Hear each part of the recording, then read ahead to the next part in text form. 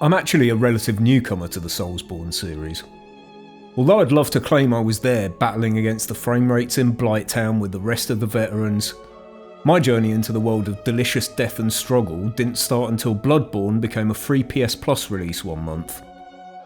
Like lots of other latecomers to the series, I'd always dismissed it as not for me, with my slow-ass old reflexes and lack of patience.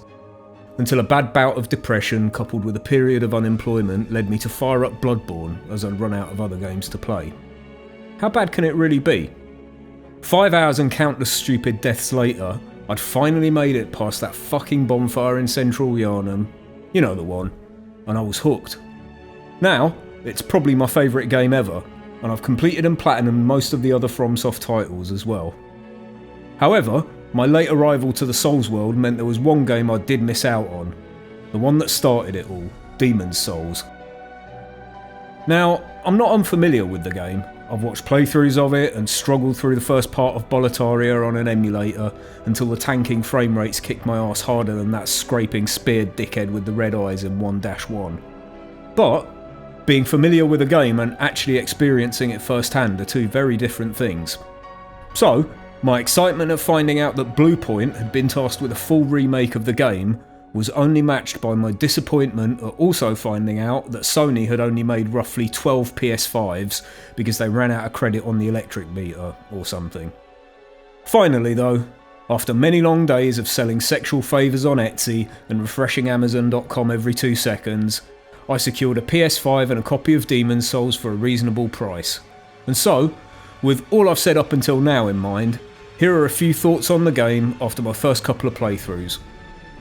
I'll be doing a What the Hell is Demon's Souls All About anyway vid very soon, which will obviously be spoilerific as fuck, so I'll try and keep this one as spoiler free as I can to balance it out.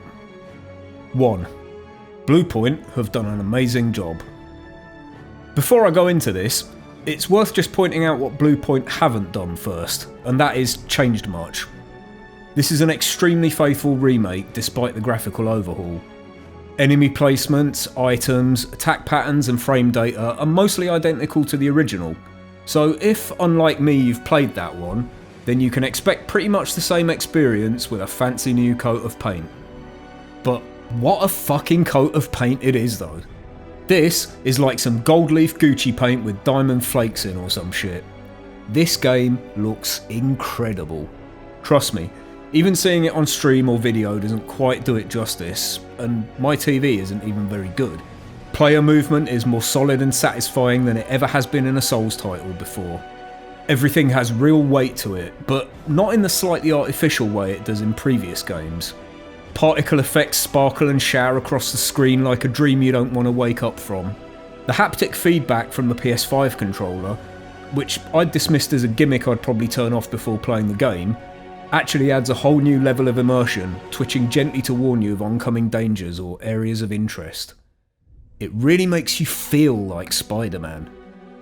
The revamped sound design is beefier than an Argentinian barbecue, and the new parry and backstab animations are so mwah that I'm tempted to make a 10-hour compilation of those alone.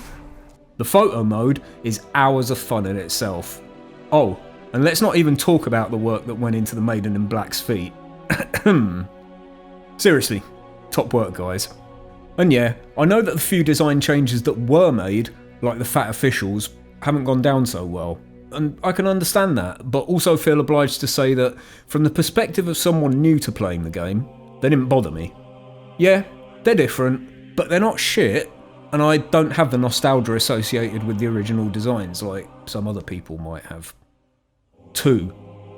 This area can suck on a fat nut like that squirrel from Ice Age. Yeah, this area. Fuck this place. I'm sorry, Shrine of Amana. All is forgiven. You're no longer the most rage-inducing part of a Souls game. Stop fucking rolling! Urgh! 3. As a newcomer to the game, it's really interesting to see where so much of the DNA from the other games came from. Now, I'm not talking about obvious comparisons in gameplay or core mechanics like, bonfires, respawning enemies, etc. I'm talking about the other more subtle elements. Interestingly enough, These elements have more in common with Dark Souls 2 or Bloodborne than they seem to do with the other Souls games much of the time. The Tower of Latria, for example, with its cage elevators, Cthulhu-headed monsters, bloody abominations and grim atmosphere, is basically a prototype Bloodborne, even down to the pumping heart at the centre of Upper Latria, which clearly influenced the latter game's Brain of Mensis. Not surprisingly, it's my favourite area in the entire game. The concept of several linear paths branching out from a central hub, each one leading through a series of bosses to finally defeat a powerful enemy, which in turn unlocks a new path to the endgame, is meanwhile very similar to Dark Souls 2, as is its system of reducing your health upon death. Whereas the hub world of the Nexus itself, with the Maiden in Black and its Archstones, is something that's echoed in Bloodborne's Hunter's Dream with the Doll and the Gravestones. Of course, some design flaws from the days when FromSoft was still finding their feet with these kind of games still rear up their head too, since Bluepoint haven't tampered with anything in that regard. Most of the bosses can be pretty easy for anyone used to the Souls games, especially once you've figured out what their gimmick is. Some boss runs just plain fucking suck. One spell in the game is particularly broken, you know exactly which one I mean. Entire areas where no enemy ever drops any healing items is kind of annoying when you've got to run it several times. The man-eater boss fight is still a bit of a janky mess, etc, etc. But, despite all of that, it's still interesting for me as a fan to see the progression from these routes through the other games, and to see which ideas made their way into future games, and which got dropped by the wayside. 4. Look how they massacred my boy. Oh, the demons haven't got to you, have they? I'm in luck. Nah, I'm kidding, you're always my boy, Patches. They can't break the love we share. 5. NG Plus will kick your ass. Seriously. Seriously? So, in summary, if you're a Souls fan who hasn't played the original, you should definitely play this. If you're a Souls fan who has played the original, you should still play this just for those Ultra HD feet and buttery smooth parries. If you've never played a Souls game before, well, this one will kick your ass to hell and back. But as far as entry points into FromSoft's catalogue go, this is as good as any. Some of the more complex RPG mechanics of the later games are far more streamlined here, and its lore isn't nearly as impenetrable either. Plus, it looks and feels incredible. So yeah, go ahead. Just don't blame me if you smash your controller, yeah? Finally, should you go out of your way to buy a PS5 just to play this? No, don't be a fucking dumbass. Overall, I've had an absolute blast with the game so far. So realistically, it's only fair I give it a perfect score of 5 Miyazakis out of feet.